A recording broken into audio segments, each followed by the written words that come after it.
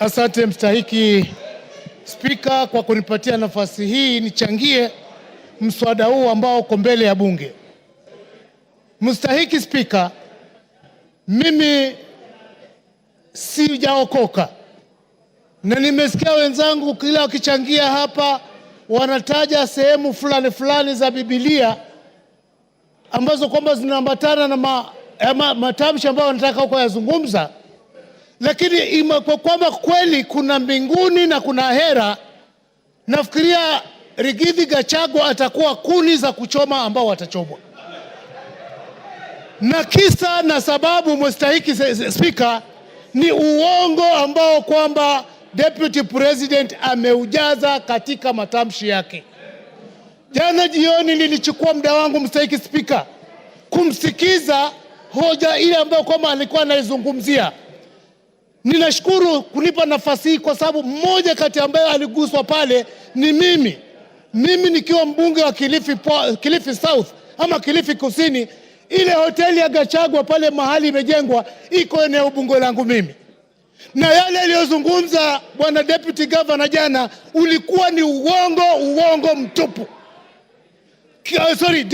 Deputy President. Kitu cha kwanza mstahiki Spika, wakati King Charles III alipokuja ndio aende atembelee kule chini Kuruwitu, alikuwa amekuja kwa mwaliko wa Kuruwitu Conservancy CBO. Na wakati alipofika kwa Kuruwitu Conservancy CBO, mkutano ule haukuchukua zaidi ya dakika 30, akaenda Vipingo Ridge. Ile barabara ambayo kwamba aliomba kwamba itengenezwe kwa sababu angetaka kuhifadhili Vipingo Kuruwitu Conservancy, ile barabara haipitiki. Lakini Deputy President akaona amepata nafasi nzuri sana. Ile barabara baada ya kwamba iende kwa Kuruwitu Conservancy, akachukua ile barabara akaijenga, akiipeleka kwake hotelini, imeshia pale kwa hoteli yake. Na ninaongea kwa sababu mimi pia nimejenga hapo.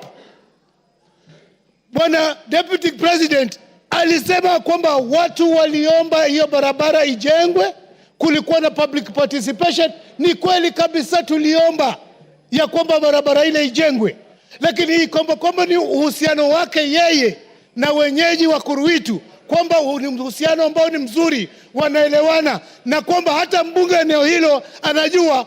Mimi nasema ashindwe katika jina la Yesu. Siyajui hayo.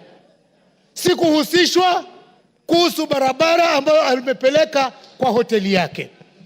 Tatu, bwana Spika, Mheshimiwa Spika, Deputy President alisema ya kwamba barabara ile inafaidi watu wengi sana ambao kwamba wanaishi maeneo yale. Akataja kwamba kuna Vipingo, Shariani Secondary School. Mimi ninajua mahali Shariani Secondary School ipo, wala haifaidiki na ile barabara.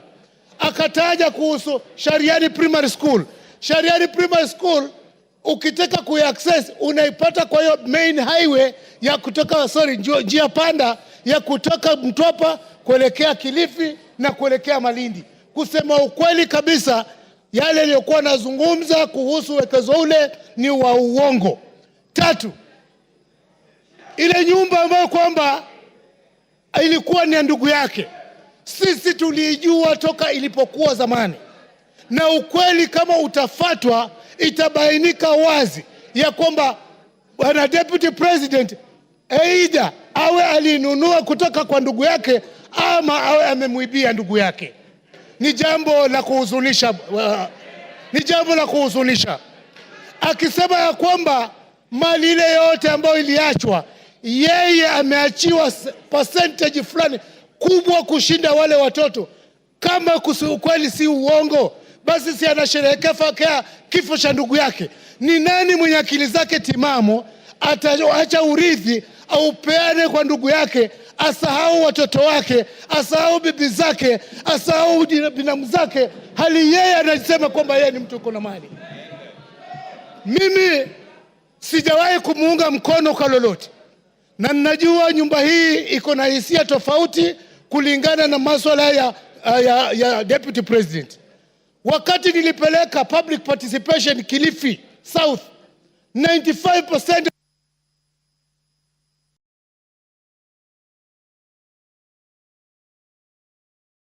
Give him 1 minute. Na asante sana Mstahiki Spika, na asije akasema ya kwamba yeye alichaguliwa na watu sijui milioni 7, na ukweli wa mambo ni kwamba sisi ambao tuko hapa kama wabunge, sisi ndio tuna represent wale watu ambao walitualika pale. Kwa hivyo asiseme kwamba sisi hatuna uwezo wa kutoa amri au mamlaka ya kwamba yeye agatuliwe mamlakani. Langu ninasihi, wakati umefika. Unajua Mungu akitaka kukumaliza hukuweka kichaa. Mimi sijasema kwamba Deputy President ako na kichaa.